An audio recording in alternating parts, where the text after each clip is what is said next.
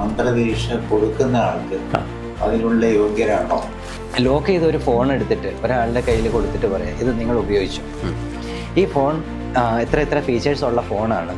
ഈ ഫോണിലെ എല്ലാ ആപ്ലിക്കേഷൻസ് ഉപയോഗിച്ചിട്ട് എനിക്ക് ഇത്ര ബെനിഫിറ്റ്സ് ഉണ്ടായിരുന്നു. ഇത് നിങ്ങൾക്ക് ഉപകാരപ്പെടും. ദൈവാധീനമുള്ളത് കൊണ്ട് ആയിക്കോട്ടെ ഫീഡ്ബാക്ക് അത് മനസ്സിലാക്കിക്കൊണ്ട് നമ്മൾ ആഗ്രഹിക്കാതെ നമ്മൾ ദൈവത്തിന് പ്രാർത്ഥിച്ചുകൊണ്ട് നമ്മൾ ശിഷ്യര് കൊടുക്കുന്ന മന്ത്രദീക്ഷ ആ ശിഷ്യന് ഉപകാരം ാണ് ക്വാളിഫൈഡ് അല്ലാത്ത ഒരാളിൽ നിന്ന്, അതായത് വിദ്യ ഉപദേശിക്കാൻ അർഹതയില്ലാത്ത ഒരാളിൽ നിന്ന് വിദ്യ നേടിയാൽ, അതല്ലെങ്കിൽ ഇപ്പോൾ നമ്മൾ മന്ത്രങ്ങളുടെ കാര്യം എടുത്തു കഴിഞ്ഞാൽ ഒരുപാട് ദീക്ഷാമന്ത്രങ്ങൾ ഉൾപ്പെടെയുള്ള കാര്യങ്ങൾ, അതല്ലെങ്കിൽ നാമമന്ത്രങ്ങൾ, ബീജമന്ത്രങ്ങളൊക്കെ നമുക്ക് സോഷ്യൽ മീഡിയയിൽ കാണാൻ പറ്റും.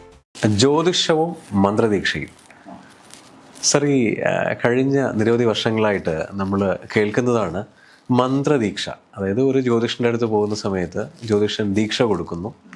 ഇന്ന മന്ത്രം ജപിച്ചു കഴിഞ്ഞാൽ പൂർണ്ണമായിട്ടും നിങ്ങൾക്കുണ്ടാകുന്ന പരിഹാരങ്ങൾ ഈ ദീക്ഷയിൽ കൂടെ തന്നെ ഉണ്ടാകും, വേറെ പരിഹാരങ്ങളൊന്നും ചെയ്യാതെ.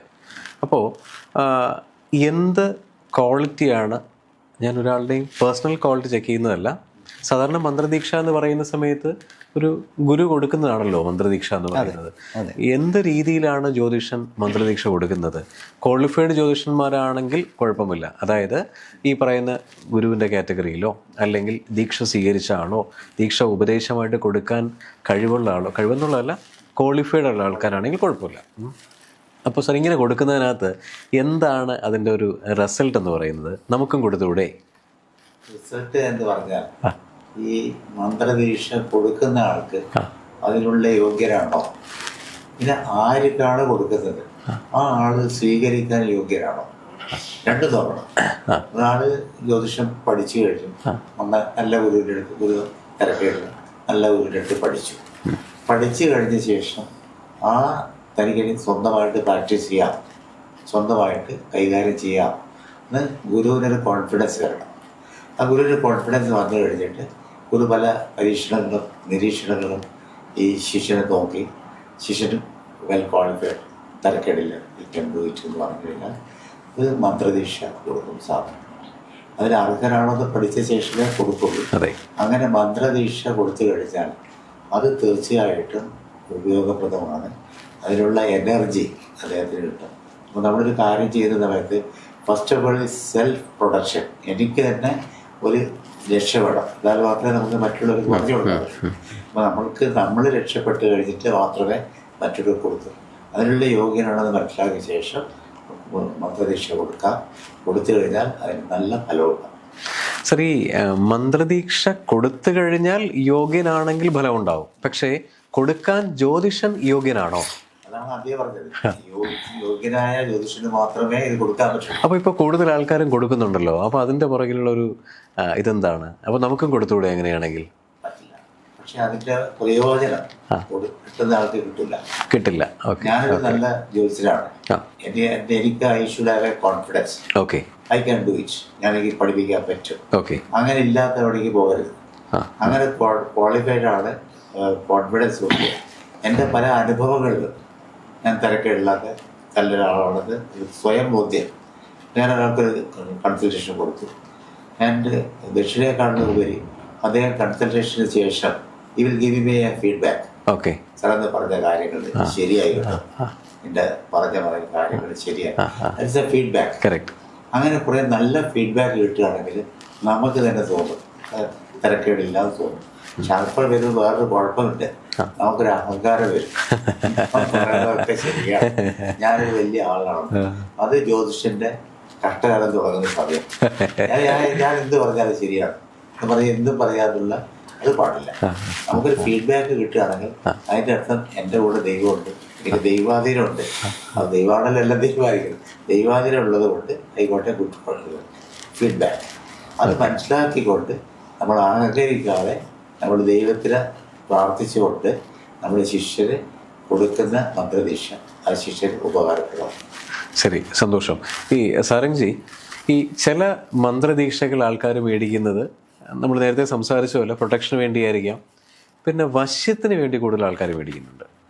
ഒരാളിൽ എന്നിൽ വശപ്പെടണം, അല്ലെങ്കിൽ എനിക്ക് അയാളെ വശീകരിക്കണം. അപ്പോൾ അങ്ങനെയുള്ള ദീക്ഷകൾ ഒരു സന്യാസി വര്യനല്ലാതെ ഒരു ജ്യോതിഷൻ കൊടുത്തു കഴിഞ്ഞാൽ, സാറ് പറഞ്ഞ പോലെ ക്വാളിഫൈഡ് ജ്യോതിഷൻ ഒക്കെയാണ്, അല്ലാത്ത ഒരാൾ കൊടുത്താൽ എന്താ സംഭവിക്കുക? ഇതിൽ ആ ക്വാളിഫൈഡ് എന്നുള്ള ഭാഗമാണ് നമ്മൾ ഏറ്റവും കൂടുതൽ ശ്രദ്ധിക്കേണ്ടത്. അതെ, ഈ ക്വാളിഫൈഡ് എന്നുള്ള തലത്തിലേക്ക് ഒരാൾ എങ്ങനെ എത്തുന്നു എന്നുള്ളത് ഇവിടുത്തെ ഇമ്പോർട്ടൻ്റ് ആയിട്ടുള്ള കാര്യം. അതെ. അപ്പോൾ ഒരാൾ വിദ്യ നേടി ആ വിദ്യ ഉപദേശിക്കാൻ പ്രാപ്തനായോ എന്ന് അയാൾ സ്വയം ബോധ്യപ്പെടേണ്ട ഒരു സാഹചര്യത്തെക്കുറിച്ചാണ് നമ്പീർ സാർ ഇപ്പോൾ കുറച്ചു മുമ്പ് പറഞ്ഞത്. അപ്പോൾ ഈ പ്രാപ്തനായോ എന്നുള്ള ഒരു ചോദ്യം അപ്പോഴും അയാളുടെ മുമ്പിലുണ്ട്. ഈ പ്രാപ്തി വന്നു എന്ന് അയാളെ ബോധ്യപ്പെടുത്തേണ്ടത് അയാളുടെ ഗുരുപരമ്പരകളിൽ അയാൾക്ക് വിദ്യ ഉപദേശിച്ച ആരെങ്കിലും ഒരാളായിരിക്കുമല്ലോ. അപ്പോൾ നമ്മൾ സിമ്പിളായിട്ടൊരു എക്സാമ്പിൾ പറഞ്ഞാൽ, നമ്മളൊരു മെറ്റീരിയൽ എടുത്ത്, ഒന്നും വേണ്ട, നമ്മൾ ഇപ്പോഴത്തെ കണ്ടീഷനിൽ എല്ലാവരുടെ കയ്യിലും ഫോണുകളുണ്ട്. ലോക്ക് ചെയ്ത ഒരു ഫോൺ എടുത്തിട്ട് ഒരാളുടെ കയ്യിൽ കൊടുത്തിട്ട് പറയാം, ഇത് നിങ്ങൾ ഉപയോഗിച്ചു. ഈ ഫോൺ ഇത്ര ഫീച്ചേഴ്സ് ഉള്ള ഫോണാണ്. ഈ ഫോണിലെ എല്ലാ ആപ്ലിക്കേഷൻസ് ഉപയോഗിച്ചിട്ട് എനിക്ക് ഇത്ര ബെനിഫിറ്റ്സ് ഉണ്ടായിരുന്നു. ഇത് നിങ്ങൾക്ക് ഉപകാരപ്പെടും എന്ന് പറഞ്ഞൊരു ഫോൺ ഒരാളുടെ കയ്യിലേക്ക് കൊടുക്കുന്നു. പക്ഷേ അത് ഓപ്പൺ ചെയ്യാനുള്ള പാസ്വേഡ് കൊടുക്കുന്നില്ല. അതിന് ഫിംഗർ പ്രിൻ്റ് ആവാം, അതല്ലെങ്കിൽ ബയോമെട്രിക്സ്, ഫിംഗർ പ്രിൻ്റ് എന്തെങ്കിലും, അല്ലെങ്കിൽ ഫേസ് റെക്കഗ്നേഷനോ എന്തെങ്കിലുമൊക്കെ ആവാം. അപ്പോൾ ആ ഒരു കീ ഇല്ലാതെ ഈ ഫോൺ കയ്യിൽ കിട്ടിയതുകൊണ്ട് ഇയാൾക്ക് പ്രത്യേകിച്ച് ഒരു ബെനിഫിറ്റും ഉണ്ടാവാനില്ല. അപ്പോൾ അങ്ങനെ ഒരു സാഹചര്യം തന്നെയാണ് ക്വാളിഫൈഡ് അല്ലാത്ത ഒരാളിൽ നിന്ന്, അതായത് വിദ്യ ഉപദേശിക്കാൻ അർഹതയില്ലാത്ത ഒരാളിൽ നിന്ന് വിദ്യ നേടിയാൽ, അതല്ലെങ്കിൽ ഇപ്പോൾ നമ്മൾ മന്ത്രങ്ങളുടെ കാര്യം എടുത്തു കഴിഞ്ഞാൽ ഒരുപാട് ദീക്ഷാമന്ത്രങ്ങൾ ഉൾപ്പെടെയുള്ള കാര്യങ്ങൾ, അതല്ലെങ്കിൽ നാമമന്ത്രങ്ങൾ, ബീജമന്ത്രങ്ങളൊക്കെ നമുക്ക് സോഷ്യൽ മീഡിയയിൽ കാണാൻ പറ്റും. അപ്പോൾ ഈ മന്ത്രങ്ങളൊക്കെ കണ്ടു കഴിഞ്ഞാൽ നമ്മൾ മനസ്സിലാക്കേണ്ട ഒരു കാര്യമുള്ളൂ, ഇതൊക്കെ ഈ ലോക്ക് ചെയ്ത ഫോണിന് തുല്യമാണ്. ഒരു ഗുരു ഇത് അൺലോക്ക് ചെയ്ത് മറ്റൊരാൾക്ക് ഹാംഫുൾ അല്ലാത്ത രീതിയിൽ ഈ ശിഷ്യൻ ഇത് ഉപയോഗിക്കും എന്ന് ബോധ്യപ്പെട്ട് അതിനെ അൺലോക്ക് ചെയ്ത് ആ ശിഷ്യന് കൊടുക്കുന്നത് വരെ ആ മന്ത്രം വെറും അക്ഷരങ്ങൾ മാത്രമാണ്. ഈ മന്ത്രങ്ങൾ പ്രാവർത്തികമായി വരുന്നത്, ഒരു വ്യക്തിയുടെ ജീവിതത്തിൽ പ്രാവർത്തികമായിട്ട് വരുന്നത്, അത് ആവർത്തിച്ച് ജപിച്ച് ആ ജപം കൊണ്ട് അറ്റ്മോസ്ഫിയറിൽ ഉണ്ടാവുന്ന തരംഗങ്ങൾ ആ ഉപകാരപ്പെടേണ്ട ആൾക്കും, അത് ചൊല്ലണ ആൾക്കാണെങ്കിൽ ചൊല്ലണ ആൾക്ക്, മുമ്പിലിരിക്കുന്ന ആൾക്കാണെങ്കിൽ മുൻപിലിരിക്കുന്ന ആൾക്ക് ആ പ്രത്യേക ആവൃത്തി തരംഗങ്ങൾ അവർക്ക് ചുറ്റുമുണ്ടായി ആ തരംഗങ്ങൾ ഈ വ്യക്തിയെ സ്വാധീനിച്ചു തുടങ്ങുമ്പോഴാണ് ശരിക്കും ആ മന്ത്രത്തിൻ്റെ ഗുണം.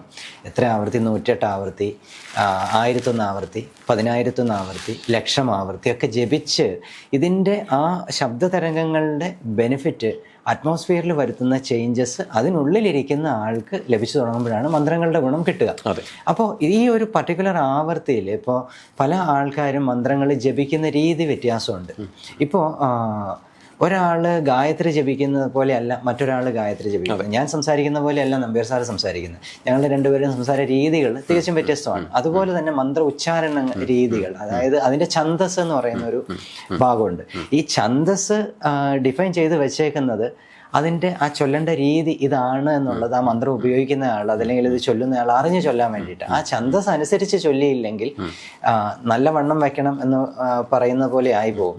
നല്ലവണ്ണം വരണം എന്ന് പറയുന്നതിന് പകരം നല്ല വണ്ണം വരണം എന്ന് പറഞ്ഞാൽ ആ പ്രൊനൗൺസിയേഷനിൽ അല്ലെങ്കിൽ ആ സെൻറ്റൻസ് ഞാൻ പറഞ്ഞപ്പോൾ ഉണ്ടായ ചേഞ്ച് പോലെ ആയിപ്പോകും. അപ്പോൾ ബെനിഫിറ്റും അതേമാതിരി ആയിപ്പോവും. അപ്പോൾ ഒരാൾക്ക് മന്ത്രദീക്ഷ കൊടുക്കുമ്പോൾ ഗുരു ചെയ്യുന്നത് ഈ മന്ത്രത്തിൻ്റെ ഉദ്ദേശശുദ്ധി ആദ്യം ബോധ്യപ്പെടുത്തി കൊടുക്കും. ഈ മന്ത്രം ഉപയോഗിക്കേണ്ടത് എന്തിനു വേണ്ടിയാന്നുള്ളത് ബോധ്യപ്പെടുത്തി കൊടുക്കും.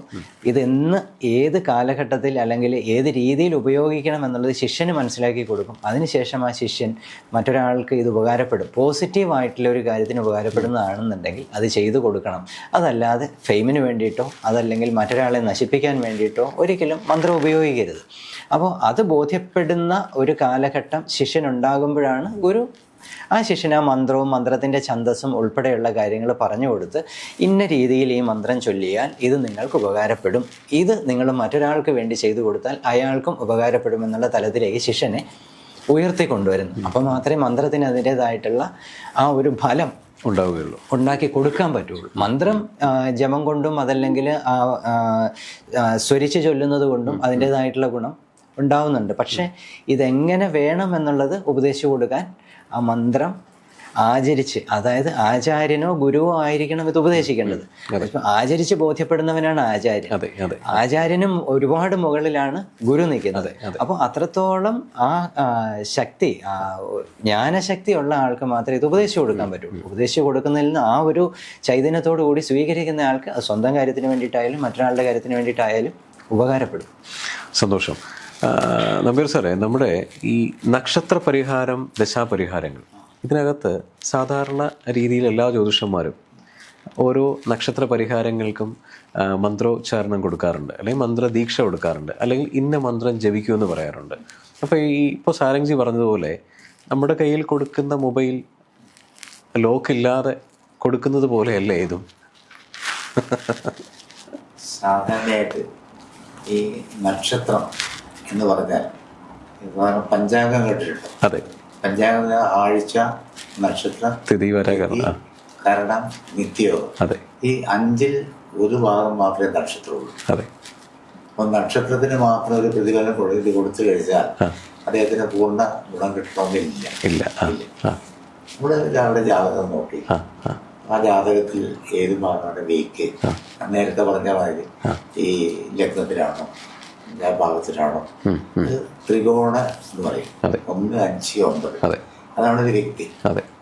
മറ്റ് 1, 4, 7, 10 എന്നത് ഭൗതികമായ കാര്യങ്ങൾ. ആത്മീയമായ കാര്യങ്ങളാണ് 1, 5, 9 ത്രികോണസ്ഥാനം. ആത്മീയത്തിനേക്കാളും നമുക്ക് ഭൗതികത്തിനേക്കാളും ഇമ്പോർട്ടൻസ് ആത്മീയത. ആത്മീയത ഉണ്ടെങ്കിൽ ഭൗതികം തനിയെ വരും. അപ്പോൾ ആത്മീയതയ്ക്ക് വേണ്ടി 1, 5, 9 ഏതിനാണോ വീക്കായിരിക്കുന്നത് അതിനെ ബലപ്പെടുത്താനുള്ള മന്ത്രം കൊടുക്കുക. ഓരോ ഗ്രഹത്തിനും അല്ലെങ്കിൽ ഓരോ രാശിക്കും മന്ത്രങ്ങളുണ്ട്. തുലാരാശി അതിനൊരു മന്ത്രമുണ്ട്, മേടൻ രാശി അതിനൊരു മന്ത്രമുണ്ട്, അതിനൊരു ദൈവമുണ്ട്. അപ്പം ഓജരാശി, കുംഭരാശി. ഓജരാശി പുരുഷരാശി, കുംഭരാശി സ്ത്രീരാശി. അപ്പോൾ ഒരാളുടെ 5-ാം ഭാവം നിൽക്കുന്നത് ഓജരാശിയാണെന്ന് വിചാരിക്കുക. അപ്പോൾ നമ്മൾ സാധാരണ ചെയ്യുന്നത് സുബ്രഹ്മണ്യ സ്വാമിക്ക് പരിഹാരം കൊടുക്കും. കുംഭരാശിയാണെങ്കിൽ ഭദ്രകാളി കൊടുക്കും, അത് സ്ത്രീ. അപ്പം നമ്മൾ അർഹതയുള്ള, നമുക്ക് അറിയുന്ന പൂർണ്ണ ബോധ്യമുള്ള കാര്യങ്ങൾ മാത്രമേ നമ്മൾ ഉദ്ദേശിക്കാൻ പാടുള്ളൂ. ഇങ്ങനെ ഉപദേശം കിട്ടിയ ആള് അത് ചെയ്യുന്നതും അതിൻ്റെതായ അർത്ഥത്തിലും അതിൻ്റെതായ വ്യാപ്തി മനസ്സിലാക്കിക്കൊണ്ട് ചെയ്യണം. അങ്ങനെ ചെയ്താൽ പൂർണ്ണ ഫലം ഉണ്ടാകും. ഇത് സാധാരണ ഈ ജപത്തിനെ പറ്റി ഒരു കാര്യം പറഞ്ഞു. സാധാരണ ആളുകളിൽ ഈ മന്ത്രം 108 പ്രാവശ്യം ജപിക്കുക എന്ന് പറഞ്ഞു കഴിഞ്ഞാൽ അങ്ങനെ എന്ത് ചെയ്യും? 1, 2, 3, 4 ഇങ്ങനെ എണ്ണി 108 തേക്കും. എങ്ങനെ അതുകൊണ്ട് കാര്യമില്ല. 108 പ്രാവശ്യം ജപിക്കണമെന്ന് നിർബന്ധമില്ല. പക്ഷെ നമ്മൾ ജപിക്കുന്നത് കോൺസെൻട്രേഷനോടെ മനസ്സോടുകൂടി ജപിക്കുക. ബോറടിച്ച് മറ്റുള്ളവർ പറഞ്ഞുകൊണ്ട് ഞാൻ ജപിക്കുമെന്ന് പറയുന്നത് ജപിക്കുന്നത് ആത്മാർത്ഥമായിട്ട് ഭഗവാൻ പ്രാർത്ഥിച്ചുകൊണ്ട് അല്ലെ ദൈവം പ്രാർത്ഥിച്ചുകൊണ്ട് ചെയ്യാം. അത് 108 എണ്ണം തികച്ചുകൊണ്ട് രക്ഷപ്പെടണമെന്നില്ല. എൻ്റെ വ്യൂ ആണ്, സാധാരണയുള്ള വ്യൂ അല്ല, ഇറ്റ്സ് ബൈ പേഴ്സണൽ. നമ്മൾ ആ ചെയ്യുന്ന മന്ത്രത്തിൽ 100% കോൺസെൻട്രേഷൻ കൊടുത്ത് കോൺസെൻട്രേഷൻ നിൽക്കുകയാണ് അവിടെ നിർത്തിയാൽ മതി. തുടരണം നിർബന്ധമില്ല. തുടരാണെങ്കിൽ ഇത്ര എണ്ണം തയ്ക്കണം നിർബന്ധമില്ല. കൂടിപ്പോയാലും കുഴപ്പമൊന്നുമില്ല, കുറഞ്ഞു പോയാലും കുഴപ്പമൊന്നുമില്ല. ചെയ്യുന്നത് അനുസരിച്ച്. സന്തോഷം സാർ. അതുപോലെ സാരംജി, നമ്മുടെ ഈ ഡേ ടു ഡേ ലൈഫിൽ നമ്മളെല്ലാവരും ഫേസ് ചെയ്യുന്ന സംഭവമാണ് ഈ ബിസിനസ് തലങ്ങളിലാണെങ്കിലും പേഴ്സണൽ തലങ്ങളിലാണെങ്കിലും ശത്രുതാ മനോഭാവം അല്ലെങ്കിൽ ശത്രുദോഷം. അപ്പോൾ അതിന് ഒരുപാട് രീതിയിലുള്ള സൊല്യൂഷൻസ് ജ്യോതിഷന്മാർ തരാറുണ്ട്. അപ്പോൾ ചില മന്ത്രങ്ങൾ ഉച്ചരിച്ച് കഴിഞ്ഞാൽ ശത്രുദോഷം ഉണ്ടാകില്ല എന്ന് പറയുന്നുണ്ട്. അപ്പോൾ ഈ മന്ത്രങ്ങൾ ഈ ഗുരുദീക്ഷയോട് ഗുരുപദേശത്തോട് കിട്ടുകയാണെങ്കിൽ പൂർണ്ണമായിട്ടും ഫലാനുഭവം ഉണ്ടാകുമോ? സാധാരണപ്പെട്ട ആൾക്കാർക്ക് വേണ്ടിയുള്ള ഒരു ചോദ്യമാണിത്. മന്ത്രമാണെങ്കിലും അത് ഗുരുവിൽ നിന്ന് കിട്ടിക്കഴിഞ്ഞാൽ അത് നല്ല മന്ത്രം ചീത്ത മന്ത്രം എന്നൊന്നുമില്ല. മന്ത്രങ്ങളെല്ലാം എല്ലാവർക്കും നല്ലതിന് തന്നെയാണ്. ഈ മന്ത്രങ്ങളൊന്നും മനുഷ്യൻ ക്രിയേറ്റ് ചെയ്തതല്ല എന്നുള്ളതാണ് നമ്മൾ ആദ്യം മനസ്സിലാക്കേണ്ട കാര്യം. ഇത് ഓരോ ജ്ഞാന തലങ്ങളിൽ ഓരോ ജ്ഞാനികൾക്ക് ഓരോ അവസരങ്ങളിൽ പരമചൈതന്യത്തിൽ നിന്ന് വെളിവാക്കപ്പെട്ട ഒരു മീഡിയേഷനാണ്. അതായത് നമ്മൾ ഓരോരുത്തരും സുപ്രീം എനർജി എന്ന് വന്ന ചെറിയ പാർട്ടിക്കിൾസ് മാത്രമാണ്. ആ സുപ്രീം എനർജി ആയിട്ട് കമ്മ്യൂണിക്കേറ്റ് ചെയ്യാൻ വേണ്ടി നമ്മുടെ മുമ്പിലുള്ള ഒരു മീഡിയം മാത്രമാണ് ഈ മന്ത്രം എന്ന് പറയുന്നത്. നമ്മൾ ഭാഷ പഠിക്കുന്ന പോലെ തന്നെയാണ്. നമ്മൾ വേറൊരു രാജ്യത്ത് പോയി ജീവിക്കണമെങ്കിൽ അവിടുത്തെ ഭാഷ അറിഞ്ഞിരിക്കണം എന്ന് പറയുന്ന പോലെ നമ്മളുടെ ഉള്ളിലുണ്ട് നമ്മൾ ഈ സുപ്രീം എനർജിയിൽ നിന്ന് വന്ന ഒരു പാർട്ടിക്കിളാണ്, നമ്മളുടെ ബോഡിയെയും മൈൻഡിനെയും പ്യുവറായിട്ട് സൂക്ഷിക്കണം എന്നുള്ള ചിന്തകളൊക്കെ എല്ലാ ആൾക്കാരുടെയും ഉള്ളിലുണ്ട്. പക്ഷേ ഈ ഡേ ബൈ ഡേ ലൈഫിൽ നമ്മൾ ഫേസ് ചെയ്യേണ്ടി വരുന്ന ചില പ്രശ്നങ്ങൾ, അത് ചിലപ്പോൾ ബിസിനസ് സെഗ്മെൻറ്റിലാവാം, ചിലപ്പോൾ കുടുംബതലത്തിലാവാം, ചിലപ്പോൾ ഫ്രണ്ട് സർക്കിളിൽ നിന്നാവാം, പല തലങ്ങളിൽ നിന്ന് വരുന്ന ചില ദുരനുഭവങ്ങളാണ് ശരിക്കും പല ആൾക്കാരെ കൊണ്ടും ഇതിനൊരു പരിഹാരം എന്ത് എന്നുള്ളൊരു തലത്തിൽ പല തലങ്ങളിൽ ചിന്തിപ്പിക്കുന്നത്. ചിലരതിന് ഫിസിക്കലി എന്തെങ്കിലും എക്സസൈസൊക്കെ ചെയ്ത് മനസ്സിനെ പരുവപ്പെടുത്തി നല്ല രീതിയിൽ മുമ്പോട്ട് പോകും. അതിന് പറ്റാത്ത ആൾക്കാർ, അതിനെക്കുറിച്ച് അല്ലെങ്കിൽ അതിനെക്കുറിച്ച് ചിന്തിക്കാത്ത ആൾക്കാർ ഇതെന്തുകൊണ്ട് വന്നു, ഇതിനെന്തെങ്കിലും നോൺ ഫിസിക്കലായിട്ടുള്ള റീസൺ ഉണ്ടോ എന്നുള്ളത് അന്വേഷിക്കുന്ന ആൾക്കാരുണ്ടാവും. അങ്ങനെയുള്ള ആൾക്കാർ പെട്ടെന്ന് അതിനെക്കുറിച്ച് ചിന്തിക്കുമ്പോൾ ഇതറിയുന്ന ആൾ ആരാണുള്ളതെന്നായിരിക്കും ആലോചിക്കുക. അങ്ങനെ ആലോചിക്കുമ്പോൾ അവർ കണ്ടെത്തുന്ന ഒരു പക്ഷേ ഒരു അസ്ട്രോളജറെ ആയിരിക്കാം, അതല്ലെങ്കിൽ മറ്റൊരു തലത്തിൽ നിൽക്കുന്ന ഒരു ദൈവിക കർമ്മങ്ങൾ ചെയ്യുന്ന മറ്റാരെങ്കിലും ഒരാളെ ആയിരിക്കാം. അപ്പോൾ അവരെ ചെന്ന് കൺസൾട്ട് ചെയ്ത് കഴിഞ്ഞിട്ടാണ് ഓക്കെ, അപ്പോൾ നിങ്ങൾ ഇങ്ങനെയൊക്കെയുള്ള പ്രശ്നങ്ങൾ ഫേസ് ചെയ്തിട്ടുണ്ടെങ്കിൽ ഒരു പക്ഷേ ഒരു സ്പിരിച്വൽ ഇമ്പാക്റ്റ്, നെഗറ്റീവ് ഇമ്പാക്റ്റ്, അല്ലെങ്കിൽ നിങ്ങളുടെ എനർജിയിൽ വന്ന ഒരു ചേഞ്ച് കൊണ്ടാവാം ഇങ്ങനെ വന്നത് എന്നുള്ള ഒരു അഡ്വൈസ് അവിടെ നിന്ന് കിട്ടുന്നുണ്ടാവാം. അപ്പോൾ അങ്ങനെയുള്ള അഡ്വൈസ് കിട്ടുമ്പോൾ അവർ ചിന്തിക്കുന്നത് ഇതിനുള്ള പരിഹാരവും ഇതുപോലുള്ള ഏതെങ്കിലും ഒരു ചാനലിലായിരിക്കുമല്ലോ എന്നുള്ളതാവും. അതെ.